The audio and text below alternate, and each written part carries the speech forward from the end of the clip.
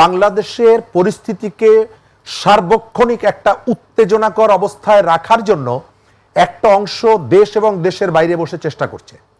জুলাই অভ্যুত্থানে 5ই আগস্ট পর্যন্ত এই ছাত্র নেতারা যে গ্রহণযোগ্যতার যে জায়গাটায় ছিলেন, গত 7 মাসে তার অনেক জায়গায় স্খলন ঘটেছে। মানুষ তাদের উপরে যে বিশ্বাস এবং আস্থাটা অর্জন করে তাদের ডাকে সাড়া দিয়েছিল, তারা সেটি রক্ষা করেননি এবং তাদের কথাবার্তায় মনে হয় তাদেরকে আমরা শ্রদ্ধা করি, এটা তারা চান না। তারা চান তাদেরকে যেন আমরা ভয় পাই। এবং তারা যে নতুন একটা রাজনৈতিক দল গঠন করেছেন, এই দলটির গত কয়েকদিন ধরে প্রতিনিয়ত আমরা দেখছি যে তাদের মধ্যে যে ধরনের অস্থিরতা, এই ধরনের একটা অভ্যুত্থানের পরে জনমানসে নানা রকমের প্রভাব প্রতিক্রিয়া পড়ে। কিন্তু যখন আপনি সেই স্পিরিটকে ধারণ করছেন বলে একটা দল গঠন করলেন এবং আপনার আচরণগুলো কিছুটা শালীন হবে, আপনি বিনয়ী হবেন, কিন্তু আমি দেখতে পাচ্ছি সেই জায়গা থেকে তারা অনেক দূর সরে গেছে। বরিশালে তাদের কেন্দ্রীয় নেতা, দলের প্রধান বরিশাল সফর করলে তার সঙ্গে যে আচরণটা করেছে, আমার ধারণা বাংলাদেশের অন্য কোনো রাজনৈতিক দল তার প্রধান যদি কোনো অঞ্চল সফরে যান এই আচরণটা করবে না। গতকালকে সিলেটে ইফতার মাহফিলে যে আচরণটি করেছে, আমাদের এখানে কতগুলো ইভেন্ট আছে, যে ইভেন্টগুলোতে স্বাভাবিকভাবে আমরা চেষ্টা করি যে তার একটা পবিত্রতা, তার একটা ভাব গাম্ভীর্য রক্ষা করা, কিন্তু দেখা যাচ্ছে তাদের আচরণের মধ্যে ওই যে ভদ্রতা, ওই যে পরমত সহিষ্ণুতা, এর ধার কাছে এরা নেই।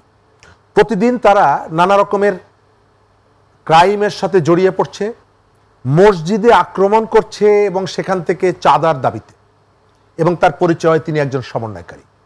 এগুলো করতে পারছে এই কারণে যে তাদের পেছনে রাষ্ট্র আছে, তার পেছনে সরকার আছে। সিলেটে সমন্বয়কারী গ্রেপ্তার হওয়ার 4 ঘন্টার পর তিনি আবার মুক্তি পেয়ে গেছেন। বাংলাদেশের কোনো রাজনৈতিক দলের কর্মী এই সময়কালে যদি গ্রেপ্তার হতেন, 4 ঘন্টার মধ্যে 5 ঘন্টার মধ্যে তার মুক্তি পাওয়া কোনোভাবেই সম্ভব না। সিলেটের সমন্বয়ক মুক্তি পেয়েছে কেবলমাত্র তিনি রাজার দলের সাথে সম্পৃক্ত। যে দলটি গঠিত হয়েছে, এই দলের পেছনে এই সরকারের অনেকেই আছেন, সরকারের সমর্থন আছে, তার ব্লেসিং আছে, সেই কারণে তিনি এখান থেকে মুক্তি পেয়েছেন।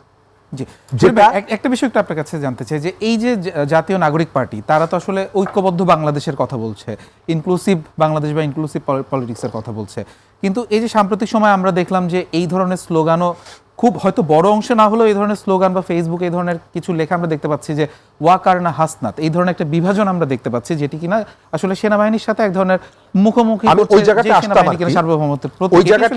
দিচ্ছে যে রাজনৈতিক দল গঠন করার অধিকারটা তার আছে, তারা সেটি করেছেন, কিন্তু বিভিন্ন যে প্রতিষ্ঠানগুলো আছে তার প্রতি যে রেসপেক্টটা থাকা দরকার, সেই রেসপেক্টটা তাদের মধ্যে নেই। তাদের সবাই যে এই ধরনের, আমি এটি বলি না, কিন্তু লিডারশিপে যারা আছে তারা তো পুরো অর্গানাইজেশনকে রিপ্রেজেন্ট করেন। একজন নেতা কিভাবে আচরণ করছেন তার ভেতর থেকে কাউন্ট করা হয় যে তার দলের অন্য কর্মীদের আচরণ কেমন হতে পারে। বাংলাদেশ সেনাবাহিনী আমাদের যতগুলো প্রতিষ্ঠান আছে, শ্রদ্ধার প্রতিষ্ঠান, তার মধ্যে খুবই গুরুত্বপূর্ণ একটা প্রতিষ্ঠান বাংলাদেশ সেনাবাহিনী। এবং এই যে ছাত্র নেতাদেরকে দেখছেন, তারা গত কয়েক মাস ধরে এই কথাটি বলছেন এবং এই সেনাবাহিনীর নানা সময়ে বিতর্কিত ভূমিকা আছে, কিন্তু গত গণ অভ্যুত্থান থেকে আমরা দেখতে পাচ্ছি যে তারা, যদিও 90 সালেও তারা পাবলিক সেন্টিমেন্টের পক্ষে দাঁড়িয়েছিলেন, গত জুলাইয়ের পর থেকে তারা তাদের যে ভূমিকা, তাদের আসলে অনেক কন্ট্রিবিউশন আছে পলিটিক্যাল ইস্যুতে, গত জুলাই মাস থেকে তাদের যে ভূমিকাটা, সেই ভূমিকাটাকে উদ্দেশ্যমূলকভাবে বিতর্কিত করা হয়েছে এবং এর পেছনে একটা অসৎ উদ্দেশ্য আছে বলে আমি মনে করি। এবং এই উদ্দেশ্যটা হচ্ছে বাংলাদেশের এক একটি প্রতিষ্ঠানকে ধ্বংস করে দাও, পুলিশ ধ্বংস করে দাও, র্যাব ধ্বংস করে দাও, বিচার বিভাগ ধ্বংস করে দাও, বাংলাদেশের যে ইকোনমি, আমাদের এখানে যে সোশ্যাল স্ট্রাকচারগুলো ছিল সেগুলো ধ্বংস করে দাও। এবং তার সর্বশেষ কাদের, এর পেছনে কেউ না কেউ আছে। বাংলাদেশে এখন পলিটিক্যাল লিডার তো এখানকার নেতারা না, বাইরের থেকে ইউটিউবে কমান্ড করা হচ্ছে, আজকে আপনার বাড়িতে যেতে হবে বুলডোজার নিয়ে, কালকে আরেকজনের বাড়িতে যেতে বুলডোজার নিয়ে, কাকে মেরে ঝুলিয়ে রাখতে হবে। অর্থাৎ বাংলাদেশের পরিস্থিতিকে সার্বক্ষণিক একটা উত্তেজনাকর অবস্থায় রাখার জন্য একটা অংশ দেশ এবং দেশের বাইরে বসে চেষ্টা করছে। যে দর্শকরা দেখছেন তাদেরকে আমি মনে করিয়ে দেই, বাংলাদেশের রাজনৈতিক অনুকূল পরিস্থিতি হওয়ার পরেও যারা দেশে না এসে দেশের জন্য এতটা নিবেদিত প্রাণ, এর উদ্দেশ্যটা আপনার নিজের কাছে জিজ্ঞেস করুন। বাংলাদেশে যদি সার্বক্ষণিক এই ধরনের একটা অস্থিতিশীলতা থাকে এবং এই ধরনের টেনশন ক্রিয়েট করার পেছনে সব থেকে বড় উদ্দেশ্য সেনাবাহিনীকে আঘাত করার, পুলিশকে আঘাত করার, বিচার বিভাগকে আঘাত করার এবং দেশের মধ্যে একটা প্রবলেম ক্রিয়েট করে রাখার উদ্দেশ্য হচ্ছে নির্বাচনকে ভণ্ডুল করা, নির্বাচনকে আপনার কাছে ধন্যবাদ।